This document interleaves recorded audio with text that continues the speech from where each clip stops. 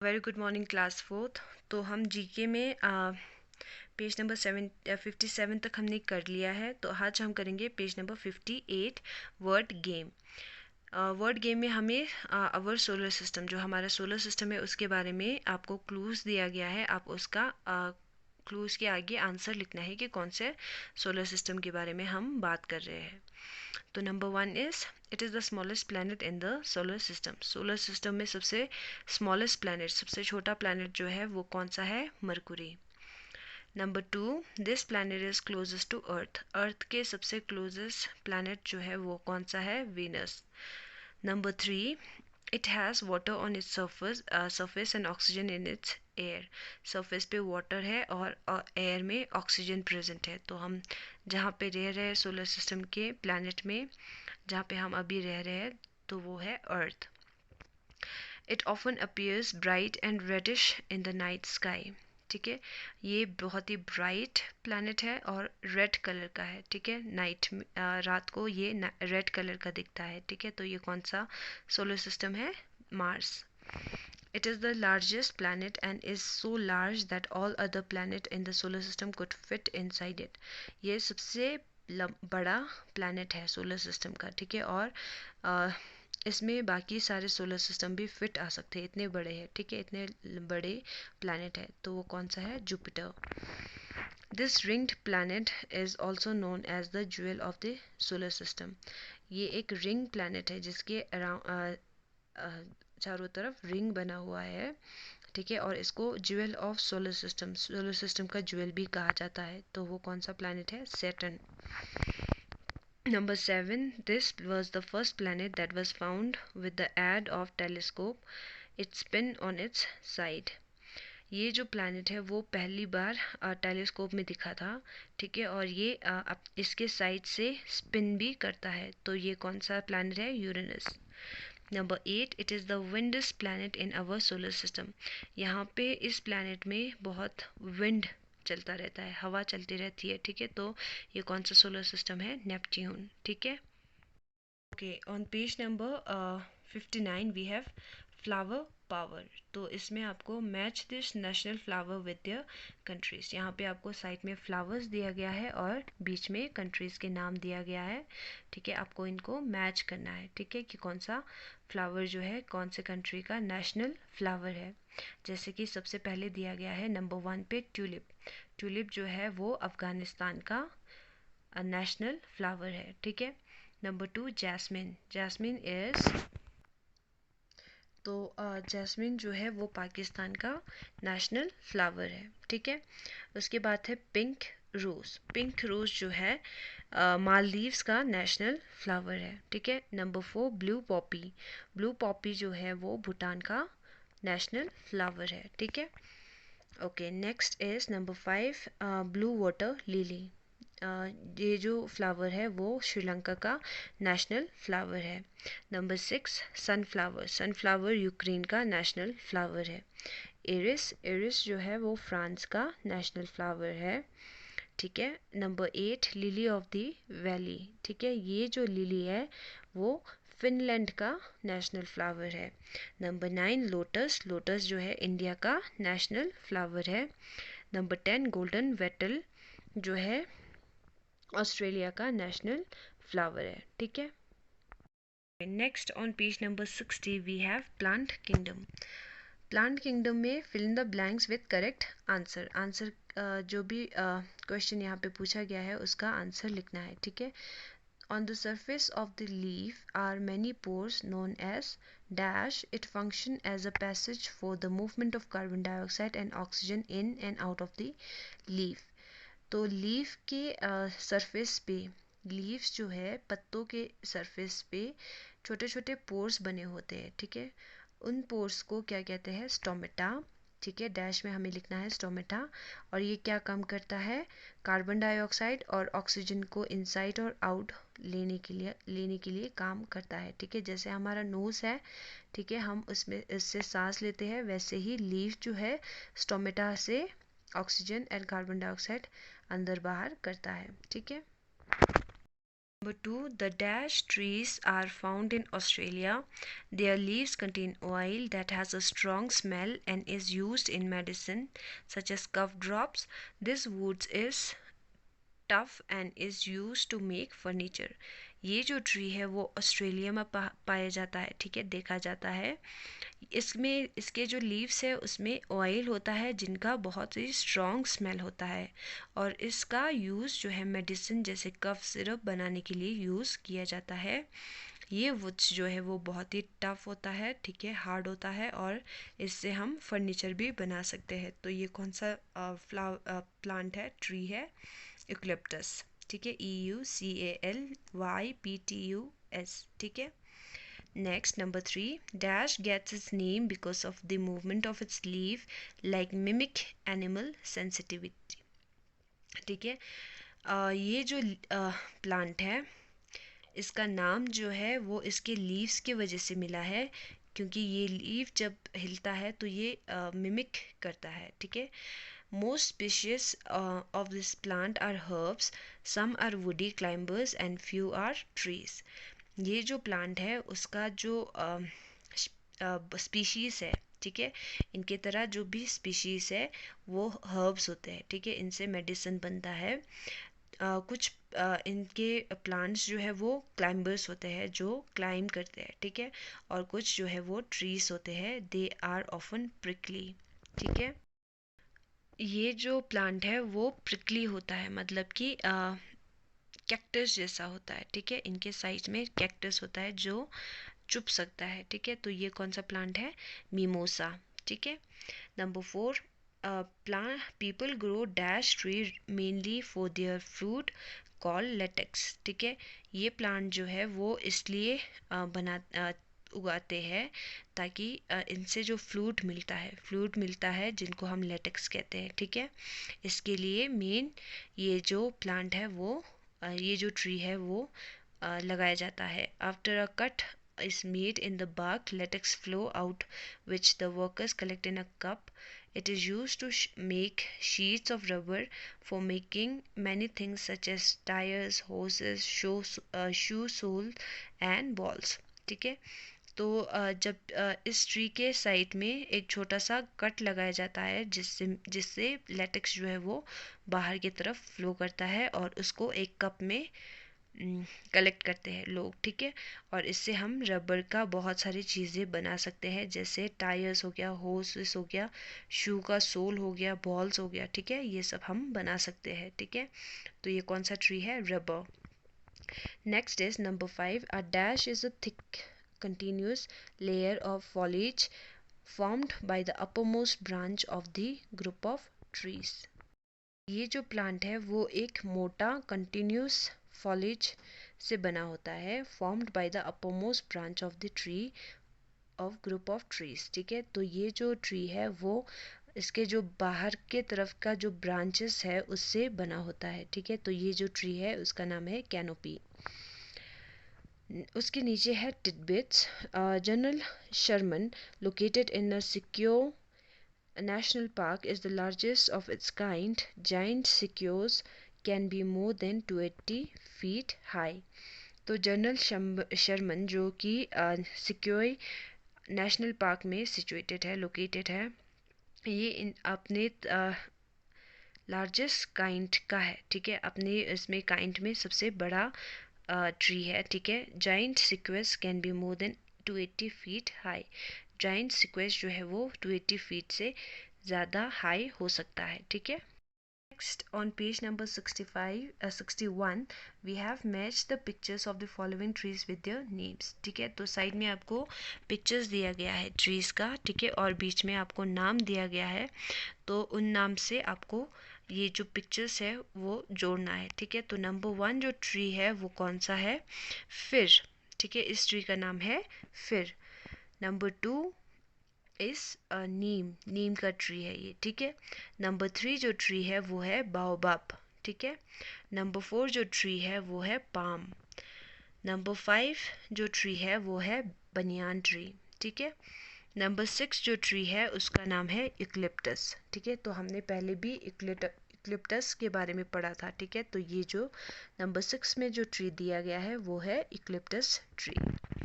Titbits: The oldest known living tree is in Sweden. The roots of this Norway spruce have been growing for almost a thousand year.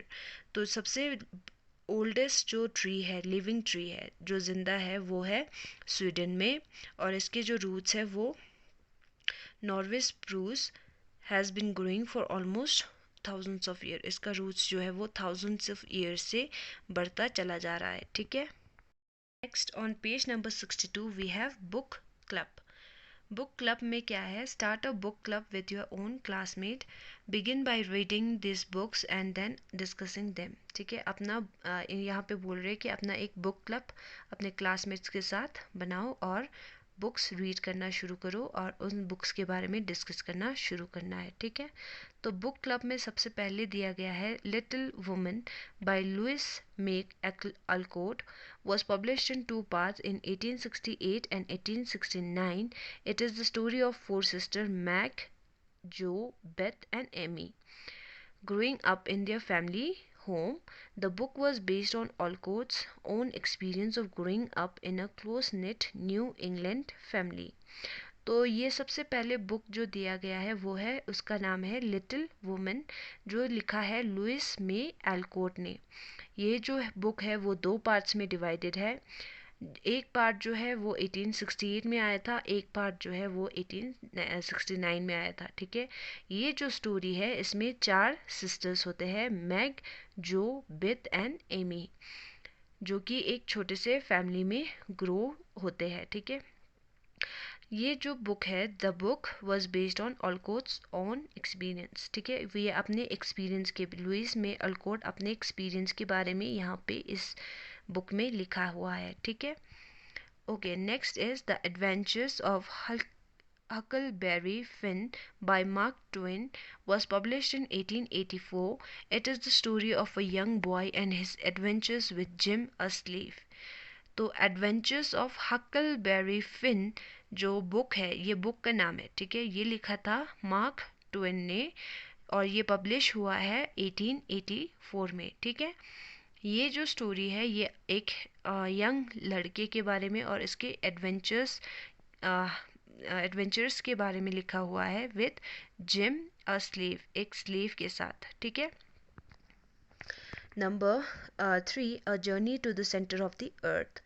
A journey to the centre of the earth जो है वो लिखा है Jules Verne ने, was originally published in 1864 in French. ये जो book है वो फ्रेंच में लिखा था 1864 में, ठीक है। It is a story about a thrilling trip to earth centres by a German professor, his nephew and their guide. तो ये इस बुक में क्या है, ये जो राइटर है, ठीक है, और ये जो प्रोफेसर है एक जर्मन प्रोफेसर थे। ये जो अर्थ के सेंटर जो भी जगह है वहाँ पे ये अपना ट्रिप जाते हैं, ठीक है। ये इनके साथ एक जर्मन प्रोफेसर, इनके नेफ्यू और उनका एक गाइड जाता है, ठीक है। तो उस एडवेंचर्स के बारे में यहाँ इस बुक में लिखा गया है। उसके बाद है डैडी लॉन्ग लेग बाय जेन वेबस्टर, ठीक है। डैडी लॉन्ग लेग जो है वो बुक का नाम है, जेन वेबस्टर इन्होंने लिखा हुआ है। ये जो बुक है वो पब्लिश हुआ था 1912 में। It is written in the form of a series of letters by an orphan girl named Judy Abbott to an unknown man who help her, ठीक है। तो ये जो बुक है इसमें लेटर्स के फॉर्म में लिखा हुआ है, ठीक है। ये एक लेटर का सीरीज है जो एक ऑर्फन गर्ल, जिनके माता पिता नहीं होते हैं उनको कहते हैं ऑर्फन गर्ल ने लिखा है, जिनका नाम है Judy Abbott, to an unknown man, किसी अनजान इंसान के लिए, ठीक है। ये जो लेटर्स है वो एक अनजान इंसान के लिए लिखता है, ठीक है, जो कि वो अनजान इंसान, स्ट्रेंजर जो पर्सन है वो इनको हेल्प करता है थ्रू लेटर्स।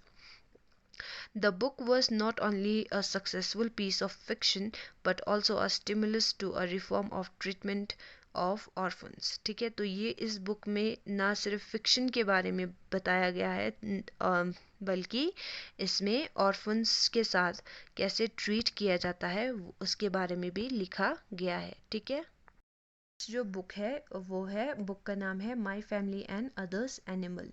ये जो बुक है वो लिखा है गेरल्ट डूरेल ने, वॉज पब्लिश्ड इन 1956। ठीक है, 1956 में ये पब्लिश हुआ था। It is a book about a author's childhood adventure. It also tells about the animal life of Corfu island where he lived. ये जो राइटर है वो कॉर्फू आइलैंड पे रहते थे।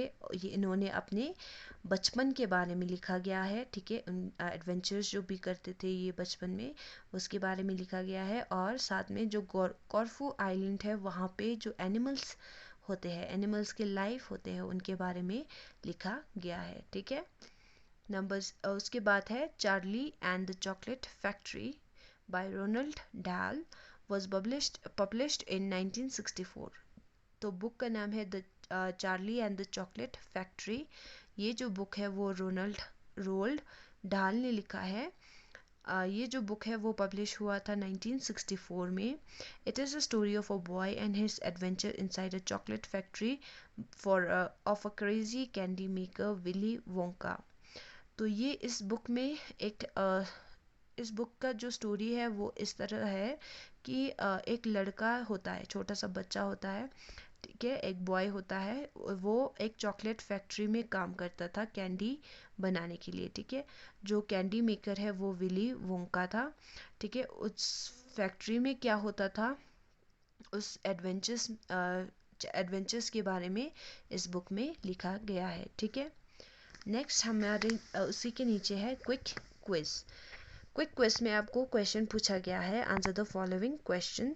Can you name the this famous authors. यहाँ पे आपको 3 फोटोग्राफ्स दिया गया है, उनका नाम लिखना है। ये सारे जो फोटोग्राफ्स दिया गया है उनका ये सारे ऑथर्स है जो बुक्स लिखते हैं। ठीक है, तो नंबर ए है जेके रोलिंग। ठीक है, number B Jhumpa Lahiri, number C is Ruskin Bond. ठीक है, okay, question number 2, who is the author of famous book the boy in the striped pyjamas. ठीक है, तो इस बुक का ऑथर कौन है, the boy in the striped pyjamas book का ऑथर कौन है, जॉन बॉयन। ठीक है, number 3, who is the author of the evergreen series of comic book featuring the naughty Calvin and his stuffed tiger Hobbs। ठीक है, तो एक series है बुक का। ठीक है, एक कॉमिक्स का। ठीक है, बुक का नाम है naughty Calvin and his stuffed tiger Hobbes. इसका ऑथर कौन था, बिल वॉटरसन। ठीक है, Number 4, which book by Lewis Carroll features the story of a girl named Alice who falls down a rabbit hole and enters a fantasy land। एक book है जो कि लिखा है लुइस कैरोल ने। ठीक है, जिसमें एक लड़की होती है एलिस।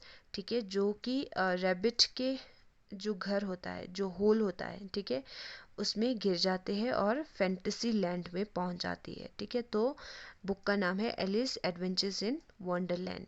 ठीक है, number 5, which Gothic horror story is the author Bram stalker well known for. तो कौन से गॉथिक हॉरर स्टोरी, ये जो स्टोरी है वो एक हॉरर स्टोरी है जो इसका ऑथर है ब्राम स्टोकर। ठीक है, और ये जो बुक है वो बहुत ही फेमस है। ठीक है, बुक का नाम है ड्रैकुला। ठीक है, सबने सुना होगा ड्रैकुला। ठीक है, तो इस बुक को लिखा था ब्राम स्टोकर ने। ठीक है, ओके, नेक्स्ट हम करेंगे page number 64, how our body works. हमारा जो बॉडी है वो कैसे वर्क करता है। The human body is a wonderful machine with many parts. Human body जो है एक मशीन की तरह काम करता है। ठीक है, और इसमें बहुत सारे पार्ट्स होते हैं। From the given clues name the parts of the body. यहाँ पे क्लूज दिया गया है, आपको बॉडी पार्ट का नाम लिखना है। Pick the answer from the help box. नीचे आपको हेल्प बॉक्स दिया गया है, उसमें से आपको ढूंढ के सही आंसर लिखना है। तो सबसे पहले है number 1, this is the single largest internal organ in the human body. It produces bile and changes foods into chemicals so that the body can grow and work properly. A disease of this organ is hepatitis. ठीक है, तो ये जो organ है वो human body में single largest internal organ है, सबसे बड़ा और सिंगल होता है, ठीक है, एक ही होता है।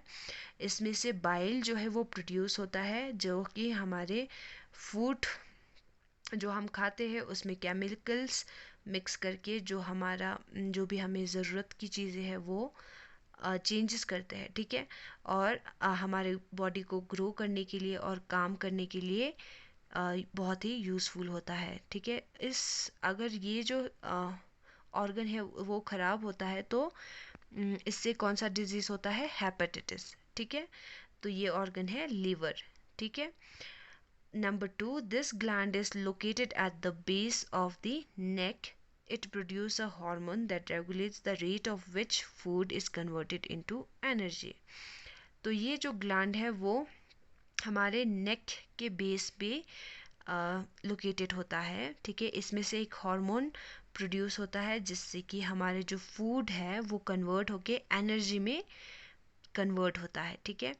तो इस ग्लैंड का नाम है थायराइड ग्लैंड, ठीक है। Number 3, this sense organ also helps the body to keep its balance. ये जो सेंस ऑर्गन है इससे हम सेंस कर सकते हैं, ठीक है। तो ये क्या करता है, हेल्प्स हमारे बॉडी को टू कीप इट बैलेंस रखने के लिए हेल्प करता है। तो ये कौन सा सेंस ऑर्गन है, ईयर, ठीक है। Number 4, this organ situated behind the stomach of on the left side produce digestive juices called enzyme which aid in the process of digestion. ये जो organ है वो हमारे stomach के left side और पीछे की तरफ होता है। इससे डाइजेस्टिव जूसेस जो है वो प्रोड्यूस होता है। जो डाइजेस्टिव जूस है उसको हम एंजाइम कहते हैं, ठीक है, और which aid in the process of digestion, और ये जो क्या करता है, डाइजेशन करने के लिए हेल्प करता है, ठीक है। तो ये ऑर्गन है pancreas. Number 5, this pear-shaped organ is situated beneath the liver, stores concentrated bile and plays an important role in the digestion of food. ये जो ऑर्गन है वो एक पेयर की तरह दिखता है, नाशपत्ती की तरह दिखता है, ठीक है, और ये लीवर के नीचे होता है, ठीक है, और ये जो भी बाइल कंसंट्रेटेड बाइल होता है वो कलेक्ट करता है, ठीक है, और ये डाइजेशन फूड को डाइजेस्ट करने में सबसे इम्पोर्टेंट इनका रोल होता है। तो ये ऑर्गन है gall bladder. Number 6, sometimes called the gullet, this is a muscular tube through which food passes from the mouth to the stomach. तो इसको गुलेट भी कहते हैं, ठीक है, कभी कभी इसको गुलेट भी कहते हैं, और ये जो है मस्कुलर एक ट्यूब की तरह होता है, ठीक है, जिससे कि हमारे माउथ से लेके स्टमक तक जो फूड है वो पास होता है, ठीक है। तो ये कौन सा हमारा ऑर्गन है, ऑसोफेगस, ठीक है, ESOPHAGUS, ऑसोफेगस, ठीक है। ओके, ऊपर आपको टिडबिट्स दिया गया है। Our bodies have almost as many hair follicles as chimpanzee. हमारे बॉडीज में बहुत सारे हेयर्स होते हैं, ठीक है। It just that our hair is so fine that we can not see most of it. ये इतने पतले होते हैं, इतने छोटे होते हैं कि हम अपनी आंखों से नहीं देख सकते हैं, ठीक है। कभी कभी कुछ जगहों पे हम नहीं देख सकते हैं, ठीक है। ओके, नेक्स्ट नीचे आपको टिडबिट्स में बताया गया है, did you know your body has 10 times the number of bacteria cells that than the total number of cells that make up your body.